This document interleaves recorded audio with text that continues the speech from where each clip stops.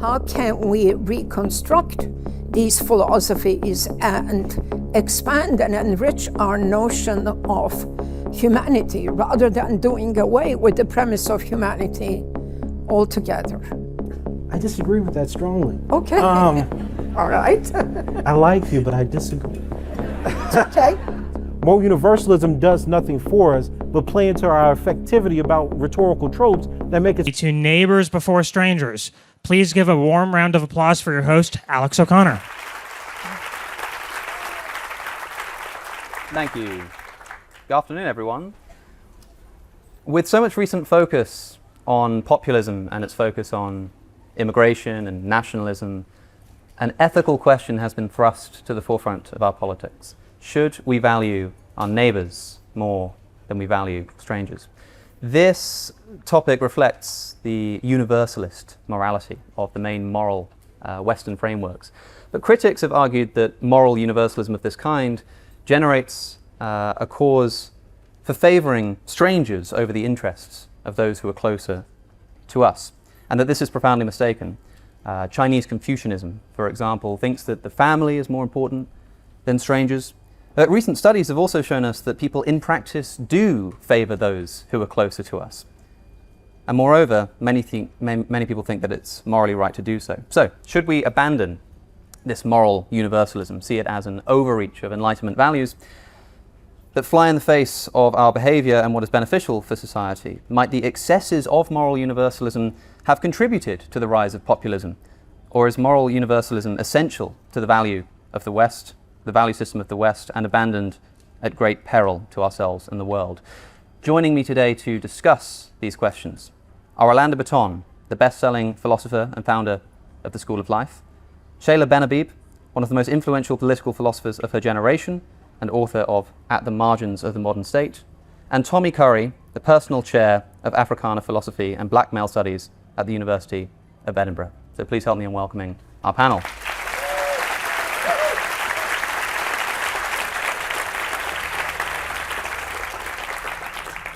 So, our first theme is on this question of moral universalism. Is morality universal?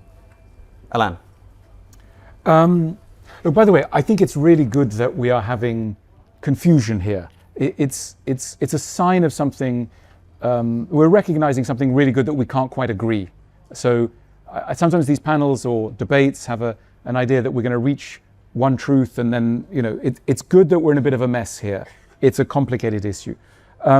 I read this issue, so moral universalism for me begins with Christianity, and with this very bold claim that you see in the mouth of Jesus, that the leper is worth as much of your love and respect and honor as, you know, the well-being, the well person. That we must broaden a revolt against this an ancient Roman clan-based view of who is in and who is out. It's like every human is a child of God, etc., etc. Is there overreach in that? Well, yes, of course there is. Of course there is a kind of overreach. That's a deliberate provocation. It's meant to have overreach. It's not an accident, because what it is an ideal. It's an ideal of behavior, and I think we have to have time for ideals. You know, because to call it overreach is slightly to demean it. It is, you know, what you would be doing if you were fully a child of God in the Christian point of view. Is anyone fully a child of God? Not quite yet. We're all approaching that. And that's okay. That's okay. So having ideals is okay, because that also presumes an acceptance of something more real. I read in this question really the question, can we prefer certain people? Can we have preferences among people? And I think that in different points, in different moments, we can get very hung up on this question, as though to have preference is a sinful thing. Do you remember this film by a Norwegian film director called Force Majeure? It's a film about a family that takes a skiing holiday, and there's an avalanche in the middle of the skiing holiday.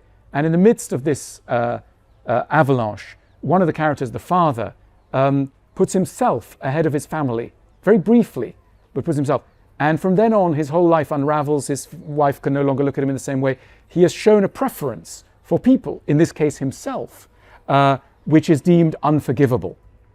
It's a very fascinating film from that point of view. Now, we're still circling this idea, can we prefer other people? And I think the answer is not can we prefer, because we will prefer, but what is the best way to prefer? On what basis do we prefer? And I think that that's the area that we need to look at. The worst kind of preference is based on some very arbitrary things like the person's prefers somebody within these land borders. That's a very clumsy way of preferring a human being. Philosophy, of course, has always dealt with preferential groups, as has politics. You know, we prefer those who support a Kantian position. We prefer those who are adherents of Wittgenstein, etc. We are existentialists. So it's assumed you can prefer positions. That's a lot more interesting than preferring people from certain nations or certain ages or certain creeds. So there are better ways of preferring people. But can we prefer? Absolutely. So we need to make our way towards more interesting, more nuanced ways of preferring. I'm going to stop it there. Sure. Dr. Beneby, we'll go to you next. What do you think about this universalist conception of morality? Well, for the sake of the discussion, I will play the role of the House Kantian here. And I'll begin by saying that the question is not so much is morality universal. I think the question that's being asked is an ought question. Ought morality be universal?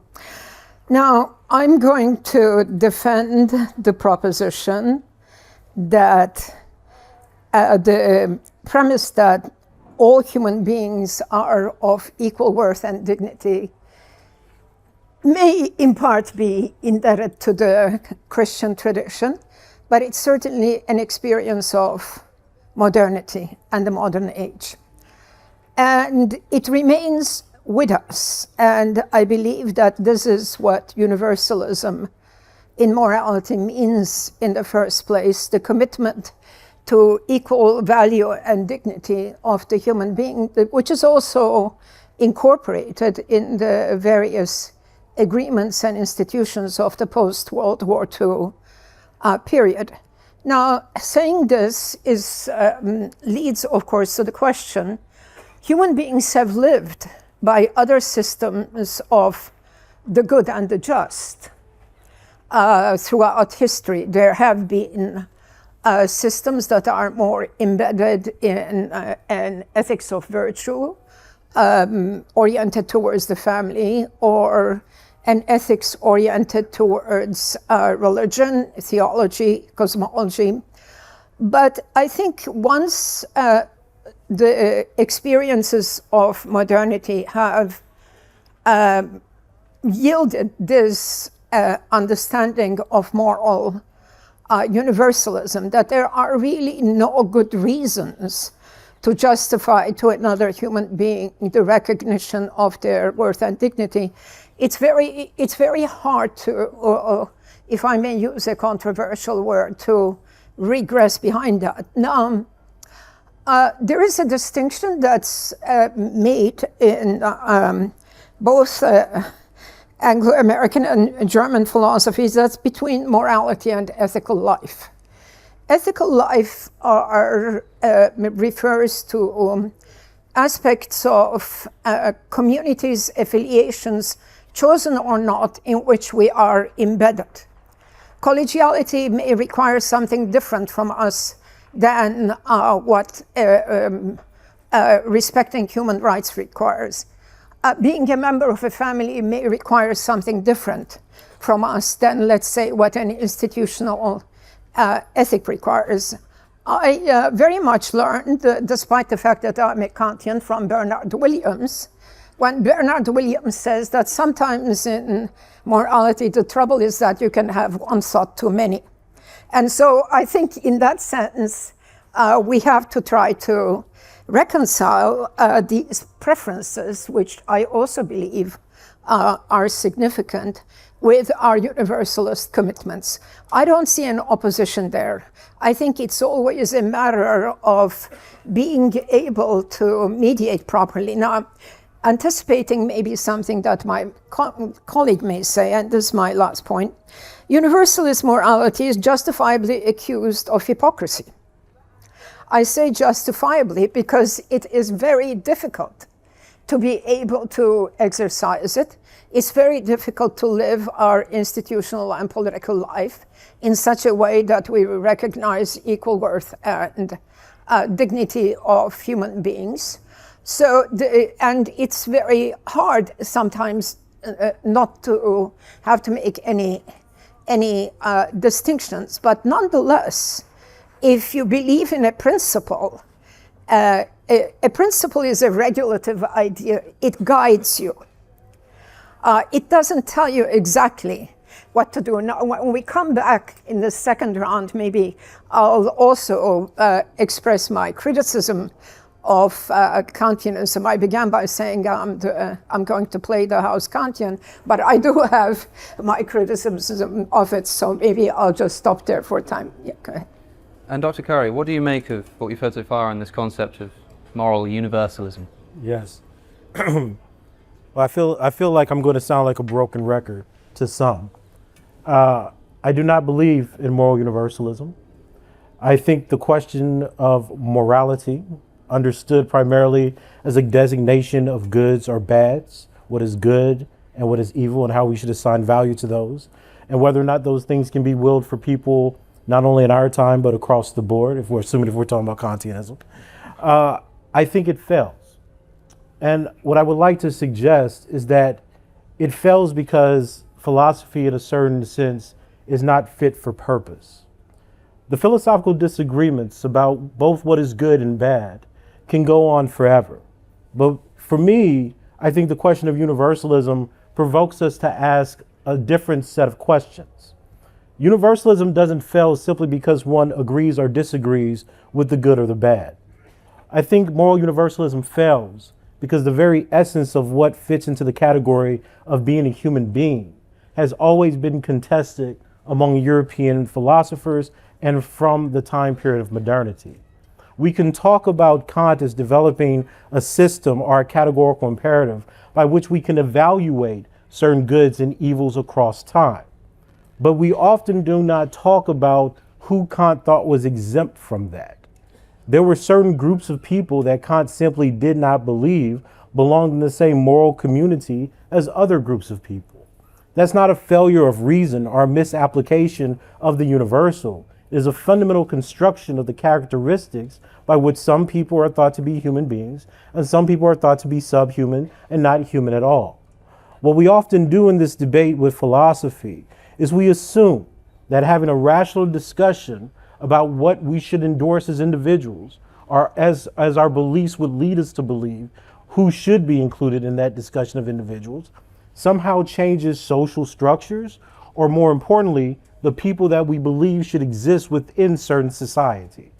And I think that there's a lot at risk now with this pretense of moral universalism, because as we see with the right and with other authoritarian and ethno-nationalist forces, morality can be played with. It can be manipulated. Power allows you to construct the universal for those people that you think belong in your group, your sect, or your society. And when we do that, when we see the malleability of the alleged universal, and it's used to murder certain groups of people, and to say that their murder, in fact, makes the world better and more moral because they were evil.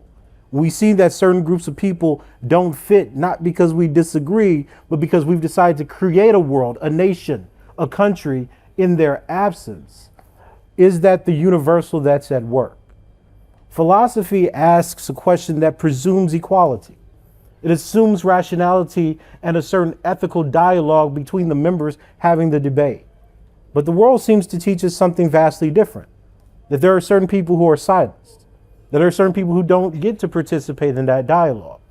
So the question of whether or not the universal can present itself to everyone equally is something that I reject on the basis of anthropology. I believe that there are certain people that are created as non-humans, that the Enlightenment birthed these categories where people don't matter and do not seem to fit within the category meant for recognition. And given that, I think that the discussions we have, as rhetorically powerful and effective as they may be at swaying your emotions, fundamentally don't have the power to contour the way the societies have been constructed and the way that power manipulates good and bad for its own ends. Alan, you talked about ideals in your opening, but do you think that there is an extent to which these can mask practical realities? Sure. I mean, we have to think about the history of the modern nation state, because the modern nation state has, traditionally had this idea of equal value and dignity to all. And the modern nation state comes very late on in the history of groups together. It's essentially saying, you're not going to love your fellow citizen, but there will be equal value and dignity among all. So it's really trying to remove a kind of affective relationship between citizens. The citizens don't need to love each other, even to know each other. The number one thing they need to do is to give each other equal value and dignity. And we're not going to create a grouping based on enthusiasm, on love, if you like. That's not how we're going to do this. And I think that many of the debates around immigration and around nationalism, etc., have got this issue rumbling in the background. What is a nation to be? Is it simply a group of people living under the tenet of equal value and dignity to all, who may not like each other at all? They've got nothing in common. They don't want to break bread together. They don't want to hang out together. But there's equal value and dignity. Versus another kind of vision where a group of people who have much closer affective ties are also going to set about maybe denying equal value and dignity to those with whom they are not breaking bread and those that they don't have preferential relations with. And this is the kind of tension of the modern state. The modern state sits on, the way I read it. Do you think that Tommy's right, that it can be easy to say, well, we're going to develop this system by which we treat everybody equally, but rather than saying there are certain people that we don't treat equally, we say, no, we've got this wonderful ideal of human equality, it's just that these people don't count, and that's sort of a different approach to doing the same thing. Yeah, I mean, look, I think it's a shocking historical fact that Kant, who really is the bellwether of this equal value, equal dignity, moral universalism, himself had outgroups. I mean, it's a striking thing. You think, oh my goodness, well, if that's that's how it started. So it's a useful reminder that even those who espouse moral universalism frequently can't fully believe it. So that's a welcome reminder. Michelle, you said you had some choice words for Kant. I mean, there are very few thinkers in the canon of Western thought, maybe also including some thinkers, closer to our period, who have accepted universal human equality. I mean, it's become fashionable to beat up on Kant because we know his anthropology was based upon a theory of human species differentiation. Okay? This is the 18th century. Not all 18th century thinkers thought this way. Herder, in a very surprising way, had an idea of human beings having equal worth in terms of their cultural communities. But for me, this raises really a methodological question, and I want to provoke my colleague Tommy here, because as someone who came of age also with the feminist critique of philosophy, we always had to make the distinction between deconstructing and reconstructing the tradition, okay? So what do? Do we throw Kant out because of his work on anthropology, or do we try to understand why, in fact, he believed in the premises that he believed? And I think, Tommy, the issue here is that there was an idealization, in my opinion, of the concept of the rational male, logon echos, right? And when the essence of humanity is understood in terms of this Western concept of ratio or rationality, certain human beings are excluded from this premise, including, of course, women, and not just people of color of different race. So the issue then that we face is how can we reconstruct these philosophies and expand and enrich our notion of humanity rather than doing away with the premise of humanity altogether. Well, good. Yeah, of course. So, I disagree with that strongly. Okay. All right. I like you, but I disagree. Okay. So a few things. I think the question of methodology is important here, right? So, in Kant's own work, he makes a distinction between his critical philosophy and then his pragmatic philosophy. So in 1798, when he's writing his pragmatic anthropology, the question is, well, what do we do with the condition of freedom, right? And the critical philosophy, of course, informs that, but that's not how he thinks societies actually operate or individuals actually operate. So given the condition of freedom, what world do we construct? And I think in that world, Kant understands that citizens are beholden to nations, that questions of the effective and rational nature of white men and women complement and differ from one another. But that is structurally different than the position of people who are in torrid zones like Africa and the equator, right? There may be a case where women are lesser civilized, are lesser human beings than white men. And then there's the question of not being the human being at all. And that's the piece that I'm interested in, that if I'm in the warm, torrid climates, that my nose spreads because of iron particles and my hair is woolly because of the saturation of the heat, those groups of people didn't have the same conversation. So now if we move to the question of reconstruction, where we understand that there are certain people that were outside of even Kant's moral philosophy in the first place, I don't think it's possible. I'll just say this really quickly. I think that when people think about the question of race or blackness in philosophy, we often think about it polemically. We think about it as a criticism of the modern epoch. And that's fine for most people. But consider for instance, what if the people who are doing theories about race or the Africana philosopher takes as their fundamental starting point inhumanity or non-being? So what if the primary starting point of the philosophical conversation is not the presumption of humanity, but the absence of it?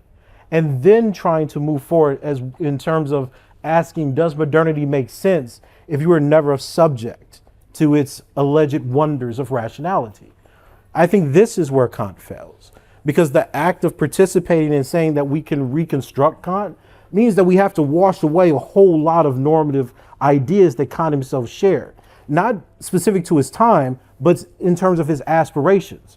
So when you look at Kant's cosmopolitanism, for instance, if we think about that, which I've written about. Right. Well, yeah. So right. So if we look at his cosmopolitanism, he has a vision where certain groups of people no longer exist. African people, savage peoples, these people will die out in the move towards civilization and progress.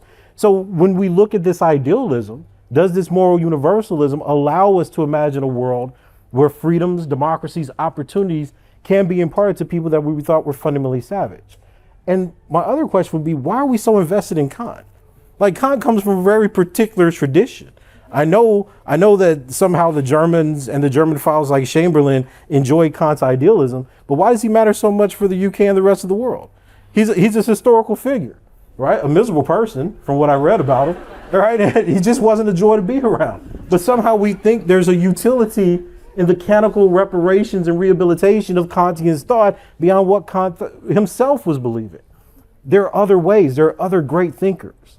And while the universalism may speak to something, Europe has certainly never been beholden to it, especially Germany. So why then does the idea of an individual that itself was flawed, that was never respected within even the historians that wrote about Kant, like Spengler, right, who talks about the failure of history and the need to recuperate the Teutonic idealism over the Anglo-Saxon ideas? Why does all that disappear? Because in the 21st century, we like how it sounds. Our societies are falling precisely because universalism can't control behavior, and it doesn't change the way that people are structured to perceive people that are outside of their kin group, their society, and their nation, in my view. So we've got more themes to cover, but I do want to give Shayla an opportunity I like you too, respond. but we do disagree. We do disagree, yes. I mean, I knew it when I saw you. I knew it. you know, I just, I mean, look, it's not fetishization of Kant. I happen to be someone who was trained in German philosophy and late Wittgenstein. Alistair McIntyre was also one of my teachers, etc. So it's a certain tradition out of which I come. But that's not the issue. Let's talk about John Stuart Mill. Okay. Okay? Let's talk about the savages who sat on the rock, and those people who were capable of nation formation, and those people who were not, and those who deserved to be taught how to become nations. I mean, the entire post-colonial critique of, you know, colleagues from India in particular show that there is this fundamental problem at the heart of liberal modernity, liberal nationalism. But the question is, again, how do we conceptualize it? I mean, I'm not understanding something that you're saying. Are you saying that as some, you know, it's known now as Afrikaner pessimism, that the philosophical tradition, okay, cannot consider the black person as a human being? Or are you saying that these philosophers had their limitations, both conceptual, personal, and historical, and we all do, and that there is stuff in their thinking and so on that we must reject? If you're saying that the philosophical tradition is incapable of conceiving the African person, the black, as a human being, I don't quite understand that. Why? We are talking, we are interacting, we trade with each other, we love each other. What are we saying? I don't understand that denial of common humanity. Okay. Given that this is a direct question, I suppose I want to give you an opportunity to answer that, but before, because otherwise I'll get fired, I want to mention that we've got these themes we're supposed to be going through here, and one of them is about how the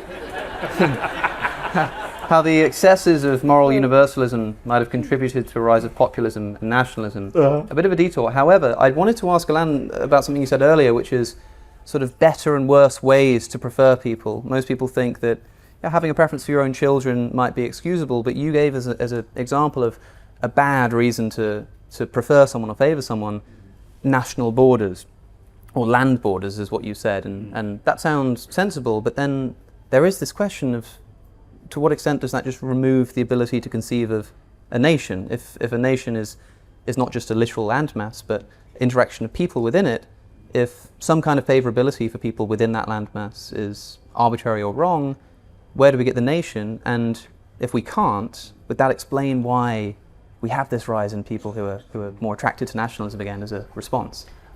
Okay, so we're never supposed to mention taxi drivers, and the example of taxi drivers is just always, you know, it's a low point. But let's just go to the taxi driver, because we often, you know, it can be useful for something.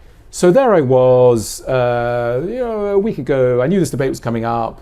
I'm riding in a taxi from City Airport to somewhere. Anyway, white taxi driver, middle-aged man. You can imagine what's going to ensue. I mean, essentially, the argument, if we're going to be really generous, his argument was, it's too hard. Moral universalism is too hard. So like, I would like this. I know in my heart that I am a Kantian. I mean, he wasn't saying it, but in my heart I'm a Kantian. But it's too hard. And let me tell you some reasons why it's too hard. And he started going through some reasons. My daughter, she's in a class. Every other girl is, you know, in a hijab. The neighbors, their cooking smells very different, etc. Reason, right? But don't get me wrong. I am a Kantian. He didn't say it, but you know, I am a Kantian, but I'm under pressure, and I need you to realize. So in that ride between, you know, City and Holborn, there was an articulation of a lot of these themes of like a layer of lip service paid to a kind of universalism and an embarrassed but nevertheless defiant critique. I do have preferences, you know. I like everyone, but those people, their cooking really does smell different. Forgive me, I need to draw a line here, and that's where I'm going to draw it. And you know, all of the history of philosophy it was in that black cab, as it were. So this is, I'm just bringing it, that's the front line. You know, this was a generous conversation. They get a lot more fraught, but these are the dividing lines in 2025. And it may just be worth bringing in my distinguished fellow panelists onto this. If you were in the taxi, if we were all in the taxi, what would be going on? How do you read that? That's a fine question, and I do want to hear the answer, but I also want to directly know, do you think we can make sense of the concept of a nation at all, if there isn't some sense in which you, just on principle of where someone's from or what landmass they're living in, have some kind of preferential treatment, at least from the government? Sorry, an absence of preferential treatment. In other words, a treatment for all, equal value and dignity for all. Is it possible if there's no such preferential treatment for someone in this landmass or someone in this landmass? Is it even possible to conceive of what a nation is? I think it's essential. It's essential to have equal value and dignity for every citizen within a landmass, and indeed across the world, ideally.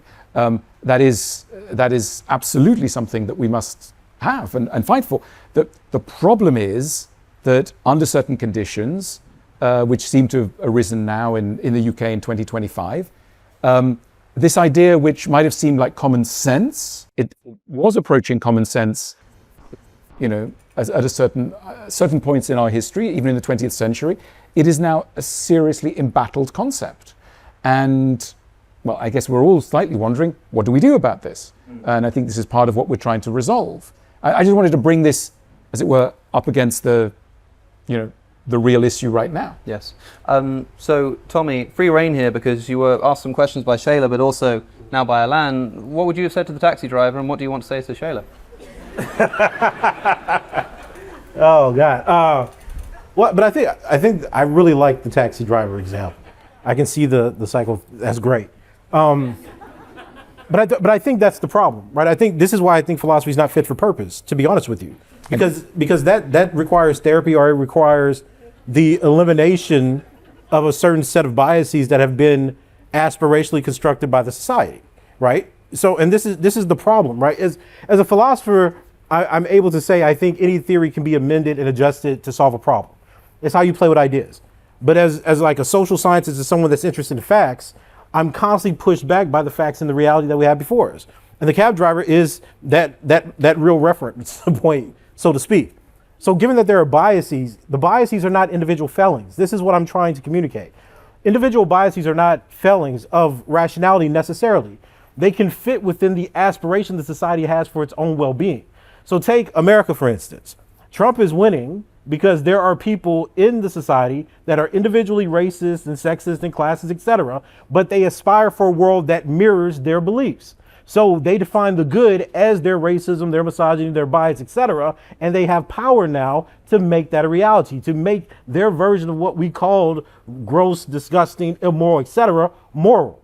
Given that problem, right, that we see in the taxi driver then reflects what he thinks can be the reality. Namely, that other people feel that way, that his government feels that way, that his children will feel that way about people's smells and cooking, etc. Kant doesn't solve that problem. Who said so? When we say, for instance, well, you know, we have this. I refuse to accept that philosophy can't incorporate black people as human beings, right? Or that we're talking and laughing, exchanging. That's interesting because the people historically who are black that interacted with Kant, William H. Ferris considered himself a black Kantian, right? You have people like Africanus Horton, who was at Edinburgh, engaging with the idealist tradition and the nonsense that Douglas Stewart was teaching around that time. All those people said, well, despite the fact that I can read, despite the fact that I can do philosophy, despite the fact that I'm a Christian, the world still doesn't see me as a human being. It still practices slavery. It still practices colonialism. I have repeatedly said on these platforms, the errors of moral and ethical judgment among European philosophers are not mistakes. They are the manifestations of how philosophy has built into it a very specific audience. You don't make the same mistake for thousands of years and then say, oops, my bad, in the 21st century on a panel. That's not what's happened. So we've constructed history and the notions around humanity to fit very particular groups of people. And I don't think philosophy can repair that. Conversations and dialogue do not change the contours of history and knowledge. It doesn't change who owns certain segments of countries and whether or not all the philosophers who are overwhelmingly white throughout the world, who were actually the descendants of colonizers, still view people that they've colonized differently. And all I'm saying is that if we want to be honest about moral universalism, sure, it's a great idea. Everybody should have human dignity. But then why is it so easy for the people that author those ideas to violate it? Why is it so easy for certain states to erase whole groups of people that exist? Moral universalism does nothing for us but play into our affectivity about rhetorical tropes that make us feel like we're good human beings. Because the reality of the situation is that Kant himself, idealism itself, democracy itself, etc., have been used to wipe out whole populations. And that's the human tragedy that we need to think about when we're talking about morality. But Tommy, can't we go back to this notion? Please, can't we come back to this notion of an ideal? In other words, you're saying because these guys fell short of certain ideals, therefore throw the whole thing, or therefore the whole project is infected. Can't we allow? And this is the Christian notion. Yeah, I was about to. Yeah. Because you are a sinner and you fail does not mean that the whole thing is nonsense. You are always on a path upwards, and you should be. We should expect distinguished philosophers to have skeletons in the closet, to fail, etc. Yes. That's not a sign that they can't be, that they must be forever discounted. Because your approach is slightly gotcha. It's like look, Kant, and so therefore. But if you adopt a Christian point of view, it's like, of course Kant failed. Of course he was saying one thing and doing another. That's what humans do. But with a sufficient, looked at under kind of Christian eyes of love, it's like that doesn't block, they're still climbing upwards. That's fair. That's fair. And I'm sympathetic to that. But what happens when certain people can't go upward with you? So my question isn't that Kant made a mistake. My issues and my research is largely about how certain ideas have been animated throughout European modernity, right? Zygmunt Bauman makes the same argument, for instance, about the Holocaust, right? What happens when those ideas were taken up and oops, I made a mistake and killed a whole race of people? And now those people no longer have the dignity or the opportunity to improve because I've eliminated them from the scheme and playing field of history. Do I come away with the same judgment? And that's the position that I'm coming from. Not the question of whether or not Kant was racist or Douglas Stewart was racist. We know that. That's not debatable. The question is, what of the cost of the ideal that did not imagine them on the human platform at all? Then I think you're absolutely right. Yeah. You're absolutely right. Yeah, but I mean, my answer to that is that the cost of that, the conception of that ideal itself gets expanded in the course of human history and human encounter. I mean, you gave the names of a bunch of, of philosophers who, couldn't call themselves Kantians. Look at Du Bois, who studied with Hegel.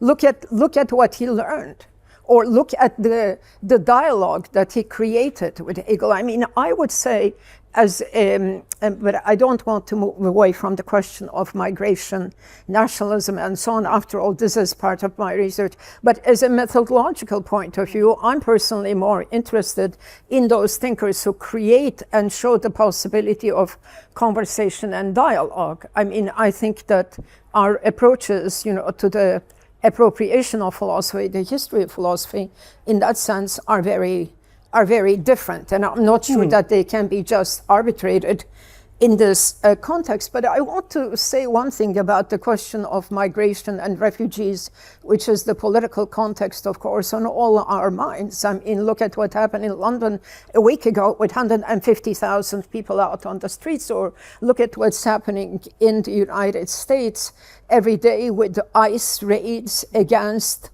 Latin-looking people, Hispanic-looking people, dark-skinned people. It's really unbelievable. But I don't think that moral universalism has anything to do with that. I don't think our question is the pertinent question. I'm going to bring back Marx here. Okay? What is happening right now with the refugee question, migration question, isn't just a problem of moral universalism. Yes, states who are signatories to the 51 Refugee Convention, including the UK, most European nations, even the United States, who violates it every morning, have certain obligations. But what is happening is that we have come to a certain end of this anarchic neoliberal globalization. And there has been also a certain kind of appropriation of land and resources and minerals, etc. And there is climate change, there is desertification, there's a lot that is contributing to the increase in the number of global migration, exponential. There is, of course, in Europe, war, Ukrainian refugees as obligations, and there is war in the Middle East. Well, is there another Nakba? There is another genocide, and I'm Jewish, and I should be saying that out loud. Where are the Palestinian refugees going to go? These are obligations. So I think that it's not just morality that has created this situation, it's the changing economic coordinates, it's the continuing conflict and states of war. And these are where our obligations are coming from, not because one subscribed to a universal morality or whatever. I'm interested in asking you both what I asked Alan a moment ago, because even if, as we've sort of got it written here about moral universalism, maybe not being responsible for, but contributing towards the rise of nationalism and populism, and I suppose the only synthesis I can think of to put that into a question is this idea that by developing the idea that everybody, no matter who they are or where they come from, should be treated with the same level of preference, you essentially remove the ability to have a national identity, because what else could it consist in? And that's the kind of thing which is motivating people to go out onto the streets and say, we want to bring that back. Do you think there's any truth in that? And if there's not, how can we conceive of national identity without this need to prefer certain people over others, essentially? Tommy? Well, I mean, that's a great question, one that's debatable. Look, in the work that I do, I study how nations form largely from post-colonial epochs, right? So when you look at how certain groups of people were formerly slaves and then trying to be incorporated into Europe or the United States, what does that mean? What's the consequences for nations? And I don't see a way out of it. And what I mean by that is there is always a preference for the in group. You see that in social psychology, you see that in evolutionary psychology, you see that in sociology. I don't know what to tell you. Like, human beings suck in the terms that we were created as a species, and people have different arguments for it. So I do not believe that we can separate moral universalism and, as I've tried to point out, how we construct the good and the moral within a particular society from how people designate who are the good people capable of living in that society. We like to say that everyone should have human dignity, but in the real world that doesn't work. And what's more important about that is that the people that we think deserve human dignity seem to keep making systems that say they should be protected from people that threaten what they call their human dignity. So we have a real problem of people seeing outsiders as dangers and threats to their ways of life. It is an unfortunate reality. But given that we are in the midst of war and that we are in the midst of people reasserting ethno-nationalism as the basis of state identity, I don't think that moral universalism has a persuasive argument against that. Right. So even when we admit that the world is terrible and that there's violence and war and ongoing genocide, it is not the idea, as shiny as it may be, that stops that problem. Because we have built systems like capitalism, like imperialism, etc., to exploit people. And the people that we have found able to be exploited are the same people that tend to die a lot in these wars, in these conflicts, in these kinds of social problems. So I don't think there's a solution. And to be honest with you, humans have always resisted, right? Humans will find new values that they're going to assert, new identities, new kinships, etc., to fight back, or they disappear. But what I think we have to worry about, being philosophers talking about this right now, is how our standpoint doesn't necessarily respect the dignity of all the lives of the people who are lost. Because what we risk doing is having conversations that don't anticipate their existence. That's a real problem, right? When we talk about issues of racism in America, when we talk about what's going on with Gaza, when we talk about the Ukraine war, the problem is that we don't know how to arrest the violence that our rights and our values said shouldn't be happening in the first place. And I think that as thinkers and philosophers, we have to kind of take stock of that failure rather than trying to necessarily reinvent systems that are ineffective. I just want to ask Shayla again then, that same question, take it wherever you like. Concept of a nation, is it possible to have without some kind of anti-universalism, some kind of preference for the in-group? I think it may be an anthropological feature that human beings have certain preference for what you call the in-group. I think that modern consciousness is much more fractured. It's much more complicated. We have many in-groups and none of them are hierarchical. Is it the family? Is it the kin group? Is it professional group? Is it our identity as intellectuals? I don't think that, it is so obvious. And in his opening remarks, Alain seemed to be referring to the nation as a community of strangers, right? And if we recall Benedict Anderson's wonderful work on the rise of nationalism, or Ernst Gellner's, it's nation, there are people who read the same newspapers. This was Benedict Anderson, 19th century. Of course, today, it's just maybe some people here in this audience of my generation still read the newspaper. But what unites the nation? I believe that actually national cultures are always interactive cultures. And this may be obvious in the case of Great Britain, that was an imperial nation. But I feel also that, for example, with the United States, and this might last, Make America Great Again is making America awfully boring and impoverished again. As is without the contribution of the immigrants, without the contribution of Latin America, without the contribution, or still there, Black culture, but let's see if the vibrancy will continue. So in that sense, I don't see fortresses as being necessary to the cultivation of national consciousness. I wanted to give Alain a chance to just basically have free reign to respond to anything. You seemed like you wanted to say something a second ago. Some closing remarks, a response, whatever you like, and then... Yes, I just wanted to counter Tommy's pessimism.